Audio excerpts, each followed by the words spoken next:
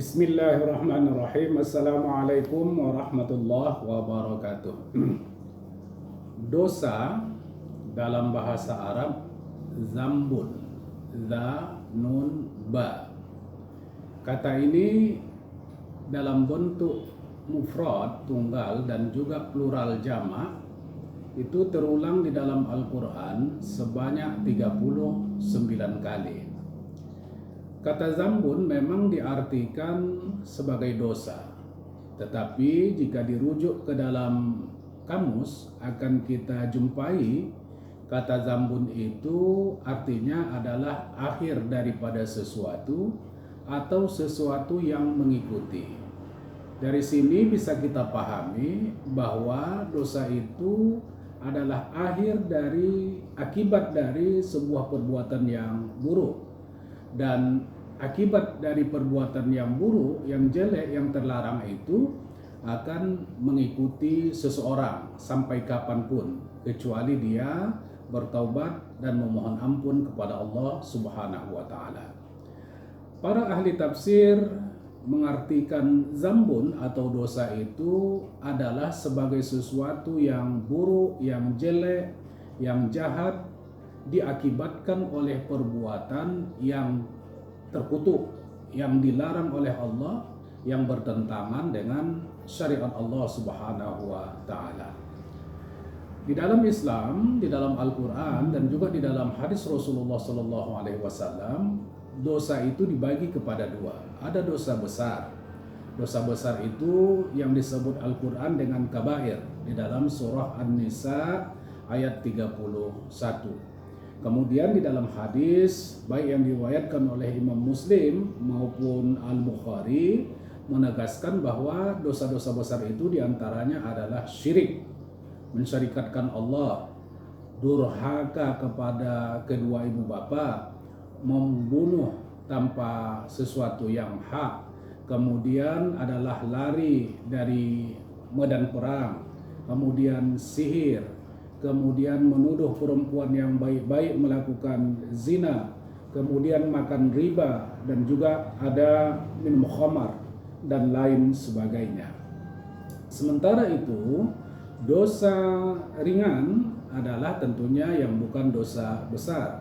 Dosa ringan ini yaitu melakukan pelanggaran-pelanggaran, tapi pelanggaran tersebut tidak sampai sesuatu yang diharamkan oleh Allah Subhanahu wa Ta'ala dan juga tidak masuk dalam dosa-dosa besar. Termasuk juga dosa-dosa kecil ini adalah di mana perlakuan perbuatan seseorang yang bisa merendahkan martabat atau harga dirinya di hadapan Allah Subhanahu wa Ta'ala, maka itu masuk dalam kategori dosa kecil.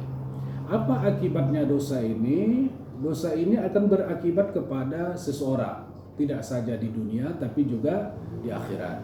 Inilah misalnya yang ditegaskan Allah di dalam surah Al-Maidah ayat 49, di mana pelaku dosa tersebut pasti akan ditimpa oleh musibah. Waktunya tentunya tidak bisa dipastikan, tetapi itu akan menimpa orang yang melakukan dosa di dalam kehidupannya. Kemudian di dalam surah Toha ayat 124 dikatakan bahwa para pelaku dosa ini akan mengalami kesengsaraan batin, kehidupan yang sempit, tidak tenang, jiwanya gelisah, duka cita, tak tentu arah. Nah, inilah isi dari firman Allah dalam surah Toha tersebut yang menegaskan A'udzubillahi minasyaitonirrajim wa man a'rada an dzikri fa inna lahu ma'isyatan dhamka wa nahsyuruhu yaumal qiyamati a'ma. Artinya bahwa orang pelaku dosa ini nanti akan di dalam kehidupannya mengalami kehidupan yang sulit, gelisah, tidak tenang, dan bahkan nanti di akhirat dibangkitkan dalam keadaan buta. Kemudian di dalam surah Al-Ahzab ayat 36 ditegaskan bahwa pelaku dosa akan terus dalam kesesatannya karena dia akan terus didampingi oleh syaitan. Inilah yang ditegaskan oleh Allah di dalam surah Al-Ahzab 36 tersebut, wa may ya'sillaha wa rasulahu faqad dhalla dhalalan ba'ida. Maka dia akan terus berada di dalam kesesatan yang jauh. Kemudian daripada itu juga pelaku dosa ini akan nanti dimasukkan ke dalam neraka yang tentunya azab yang pedih yang akan menimpanya. Hadirin sekalian, masih banyak lagi akibat-akibat daripada dosa, baik yang disebutkan dalam Al-Quran maupun sunnah Rasulullah SAW yang sebahagiannya sudah kita utarakan tersebut. Karena itu jalan keluar bagi orang-orang dan siapa saja yang telah melakukan dosa, baik dia dosa besar ataupun dosa kecil, adalah istighfar, bertaubat kepada Allah Subhanahu wa taala. Jangan sampai terlambat, karena hidup dalam dosa, kelakuan, perbuatan yang bertentangan dengan syariat Allah akan membuat orang hidup dalam kesengsaraan, ketidakbahagiaan, ketidakenakan, dan tidak ada manusia yang suka kepada para pelaku dosa, dan semua manusia pada umumnya akan suka kepada orang yang tidak pelaku dosa, orang-orang yang baik, orang-orang yang melakukan amal soleh. Mudah-mudahan kita semua terlepas dari dosa-dosa besar dan dosa-dosa kecil, sehingga kita merasa bahagia, hidup tentram, disukai orang, dan lebih-lebih lagi disukai dan dicintai oleh Allah Subhanahu wa taala. Wassalamualaikum warahmatullahi wabarakatuh.